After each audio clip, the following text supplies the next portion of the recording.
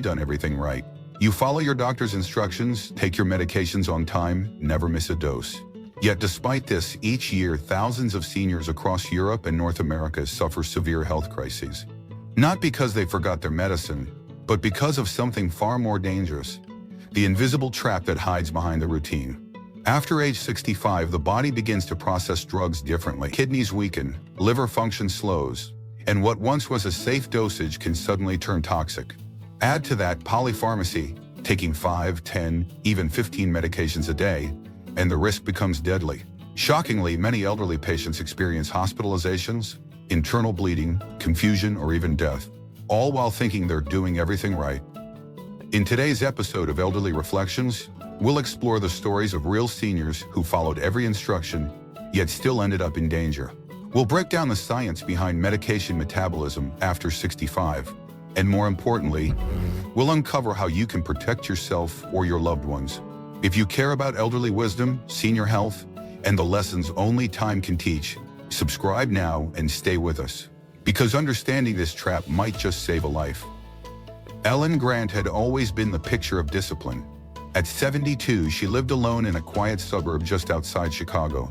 Her life ran on a schedule as precise as a Swiss watch: morning walks, crossword puzzles, weekly hair appointments, and of course her medications. Her pill organizer was color-coded, neatly labeled, and never missed a day. Blood pressure meds at 7 a.m., statins with dinner, a sleeping pill before bed. Her doctors praised her. Her daughter proudly told friends, "Mom is so on top of everything." So when Ellen collapsed in her kitchen one April morning, her head striking the tiled floor as she blacked out, no one could understand why. At the hospital, they found nothing immediately wrong. No stroke, no heart attack, but her blood pressure was dangerously low. Her sodium was out of range, and worst of all, her kidneys were in distress. It was only after a thorough medication review that the doctors realized Ellen had been over-medicated. The doses were right, the timing perfect.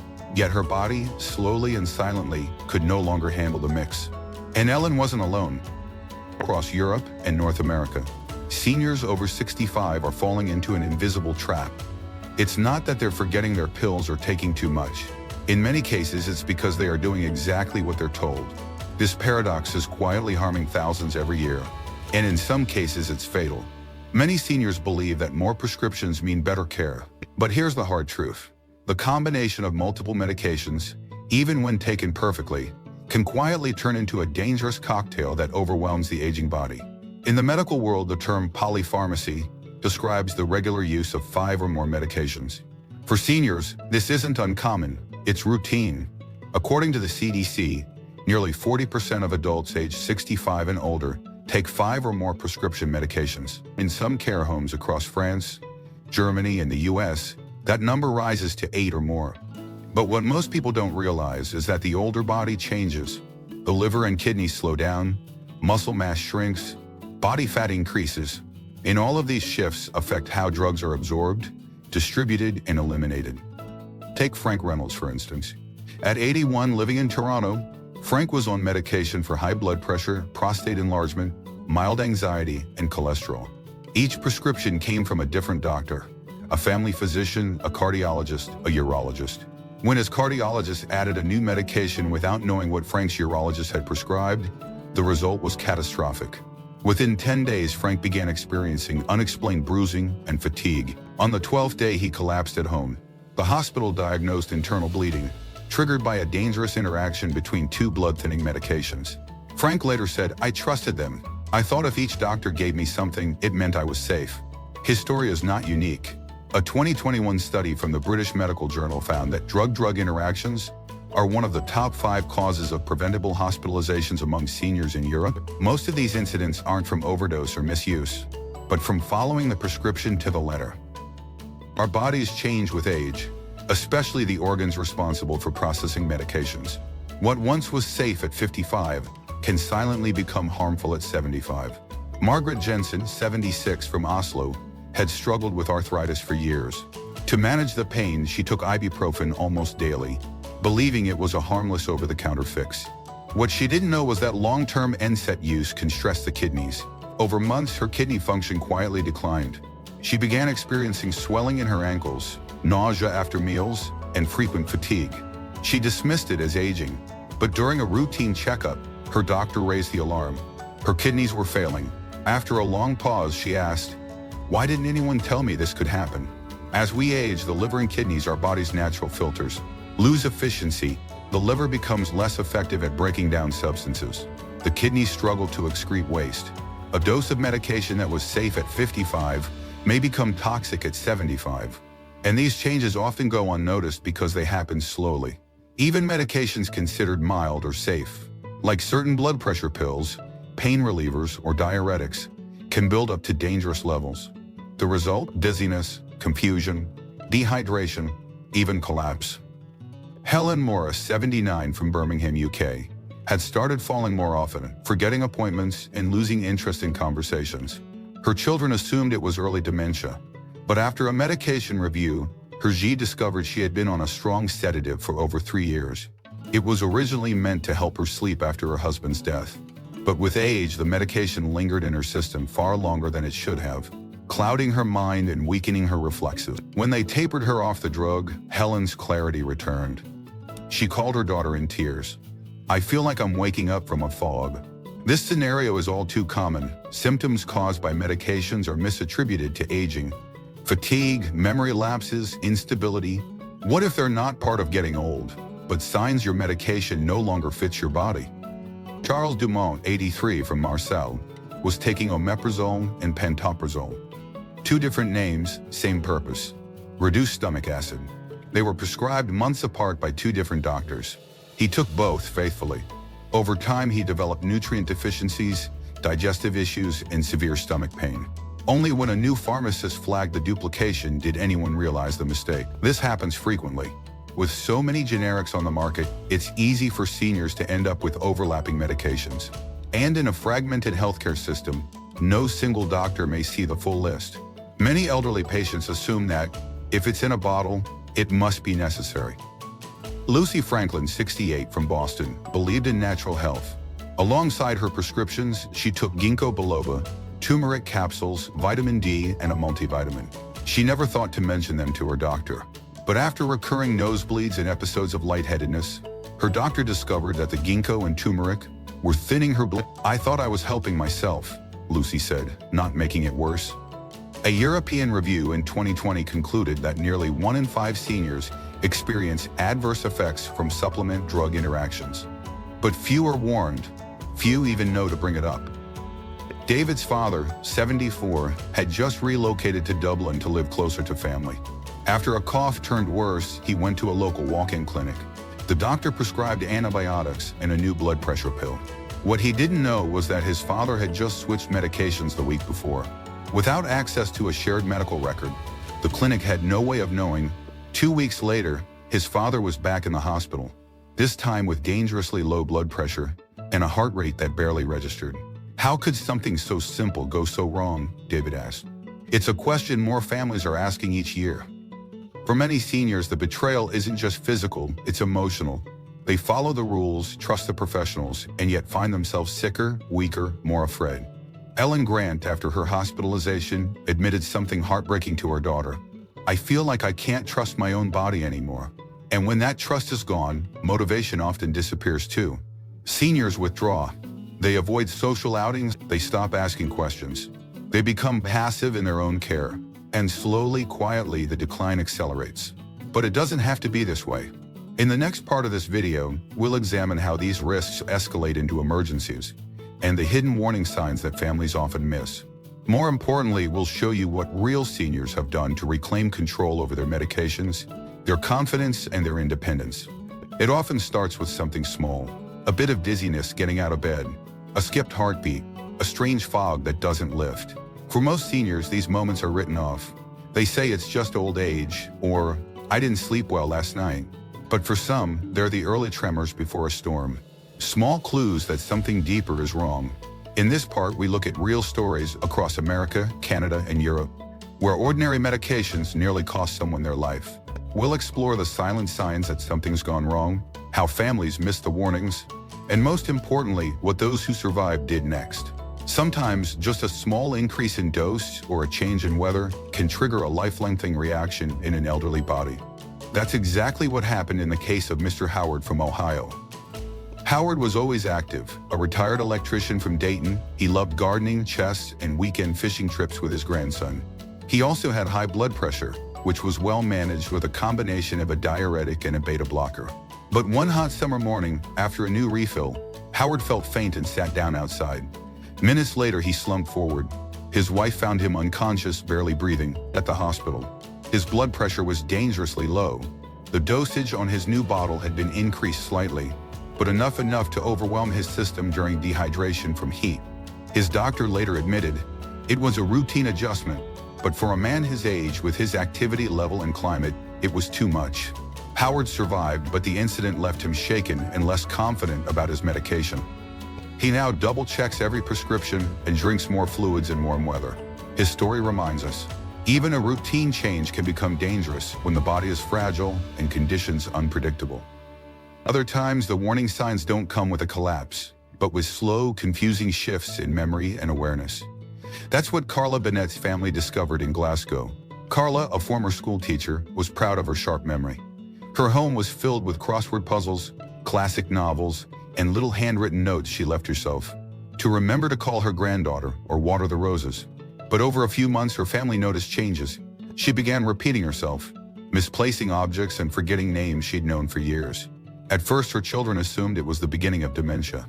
A neurologist suspected early-stage Alzheimer's, but a geriatric specialist asked one question others hadn't: what medications is she on? Turns out, Carla had been taking diphenhydramine, an over-the-counter, combined with her prescribed antidepressant and cholesterol medication.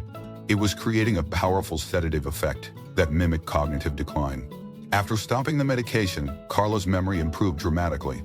Her daughter, in tears, said, "We were preparing for dementia. It was just the pills." It was a mixture of heartbreak and relief.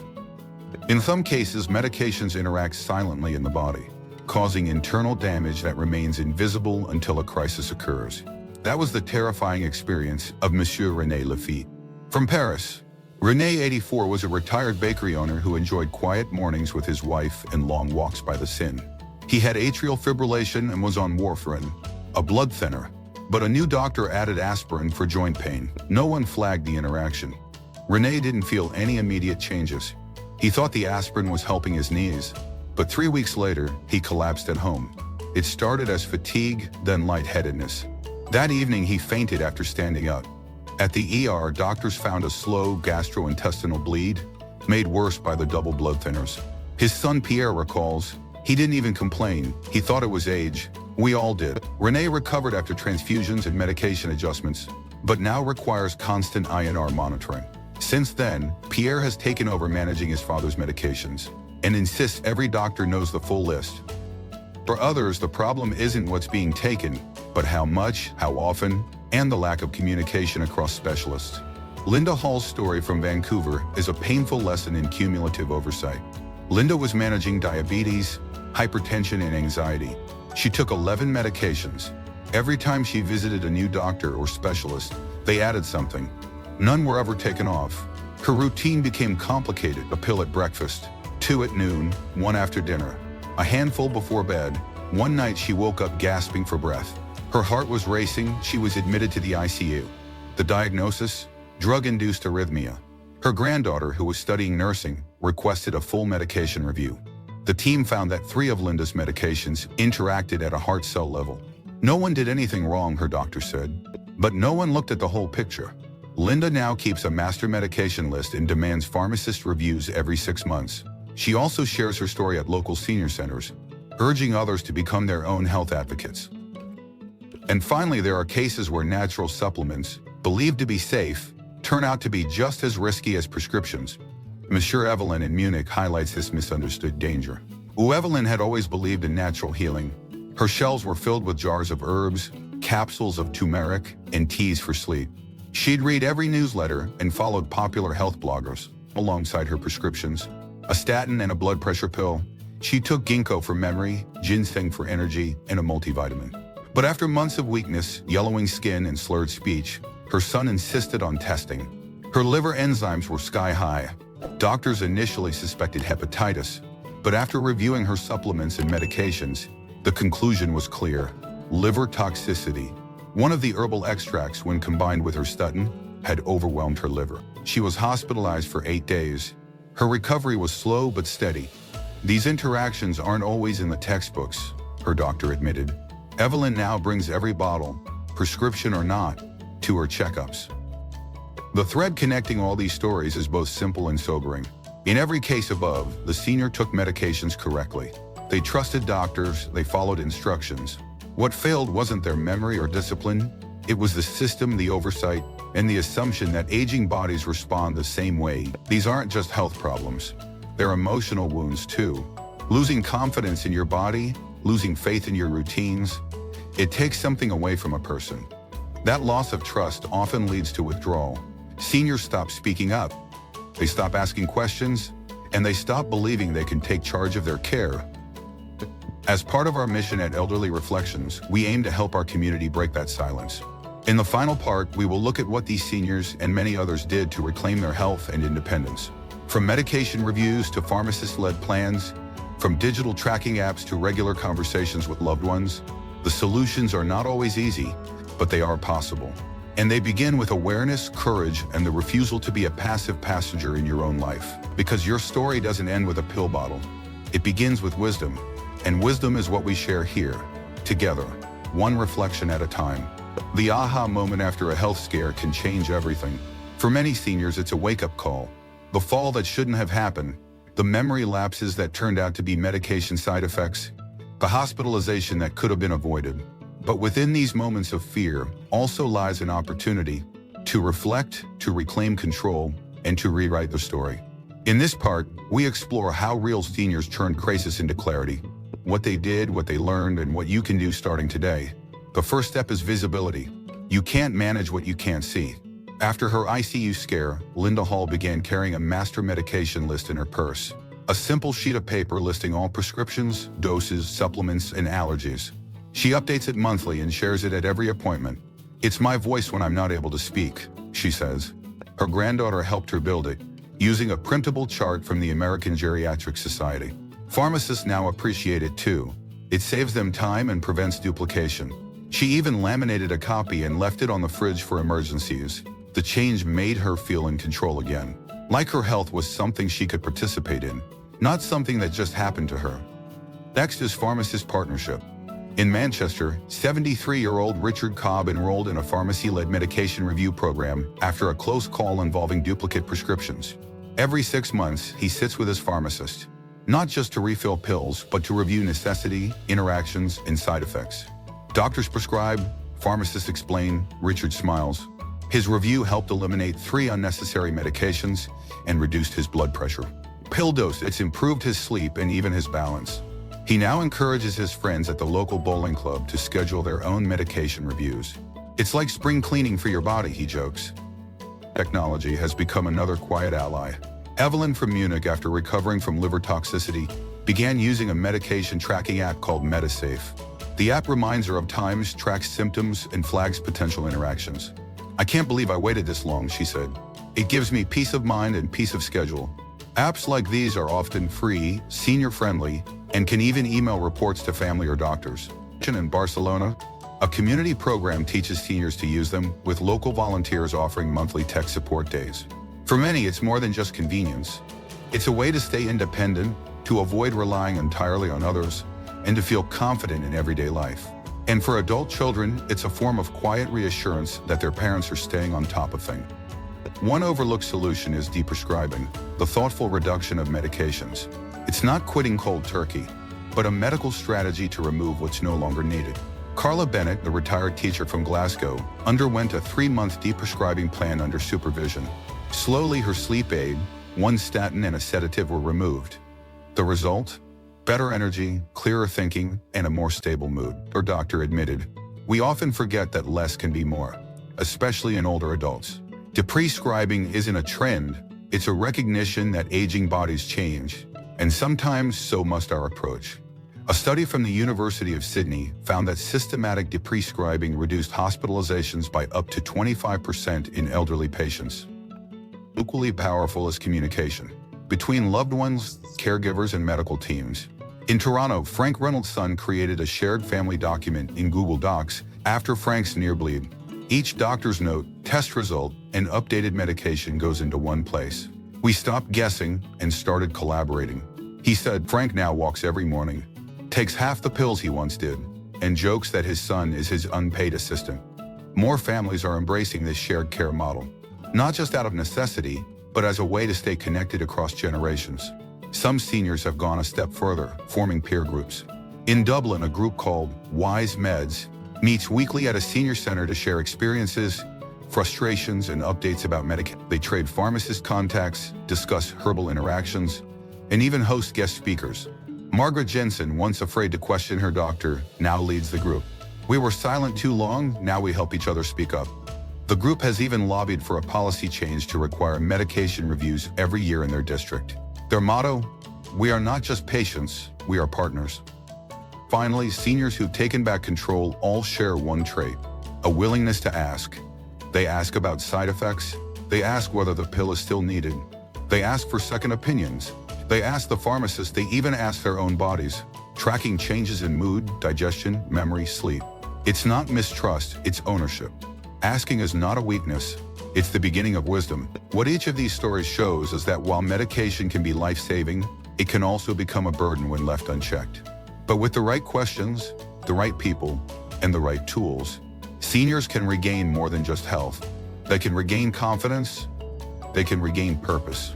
And for many, they find themselves becoming teachers again, not in a classroom, but in life.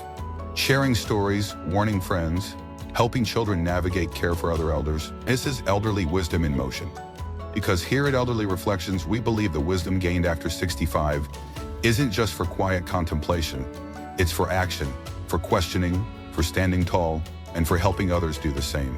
So whether you're a senior yourself or someone who loves one, take this as your gentle challenge. Review those pills, ask those questions, and rewrite the ending, not with fear, but with strength. Not alone, but together. Too many seniors suffer in silence, assuming pain or confusion is just part of getting old. But that's not always true. Sometimes it's the medication. Sometimes it's the silence. And sometimes it's the lack of someone willing to ask just one more question. You have the right to understand every pill. You have the right to advocate for your health, your independence, your peace of mind.